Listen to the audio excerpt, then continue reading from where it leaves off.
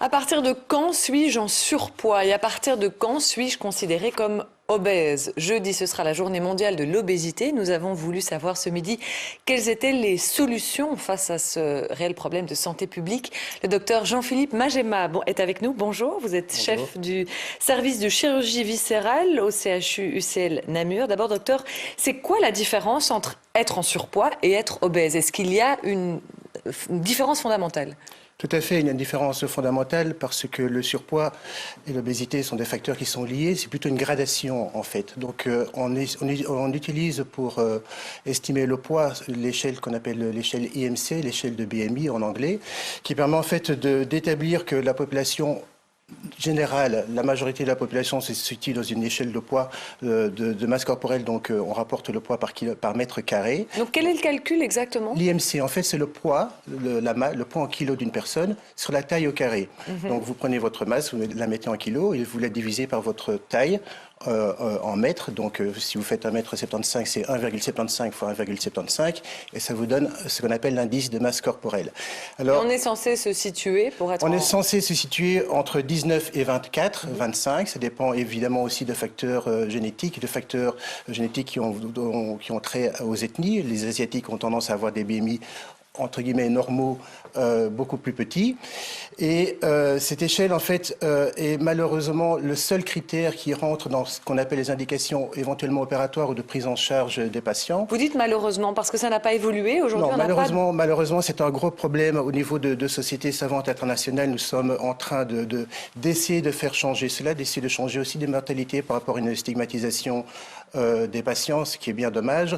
Mais cette échelle, en fait, ne tient pas compte de certains facteurs. Par exemple, on sait actuellement que l'obésité abdominale, l'obésité des hommes, est beaucoup plus néfaste au niveau de la santé que l'obésité des femmes.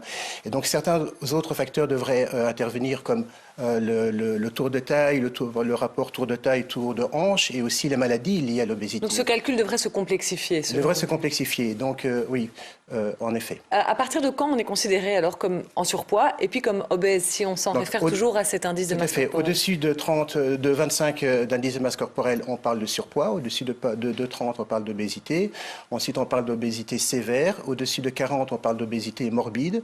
Donc ça veut dire que l'obésité va entraîner des problèmes de santé qui sont extrêmement importants et qui sont délétères au point de vue de la santé des patients. Quelles conséquences justement? Pourquoi faut-il éviter? Ça paraît simple et bête, peut-être réducteur comme question, mais rappelez-le nous, pourquoi il faut éviter d'être trop gros? Parce que l'obésité tue.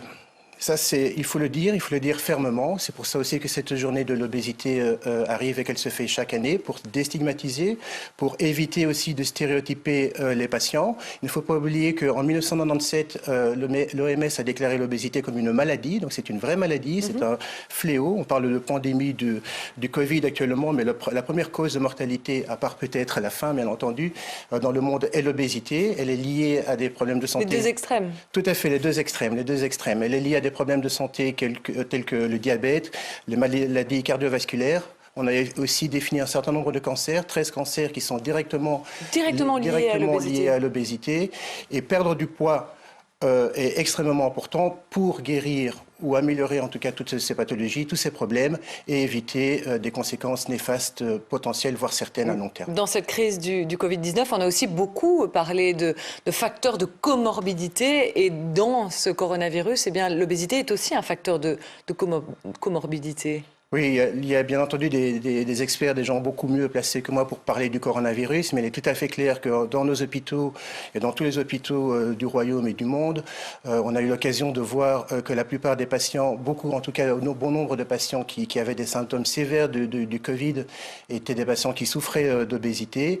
Et donc traiter cette pathologie d'abord par une prévention, ensuite, par des mesures hygiéno-diététiques et les associer éventuellement à une chirurgie est quelque chose qui est vraiment fondamental. À part la prévention, quelles sont les solutions? On y arrive? Comment lutter contre l'obésité avant qu'elle s'installe et puis une fois qu'elle est là?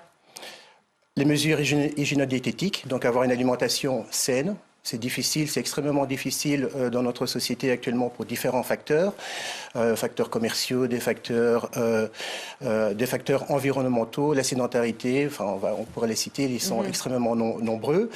Mais il faut avoir une approche pluridisciplinaire, une approche pluraliste pour faire un max à ce niveau-là et pour pouvoir en fait prendre le patient le patient, je parle de patient, mais prendre également l'individu dans son ensemble. Il ne faut pas opérer tout le monde, absolument pas.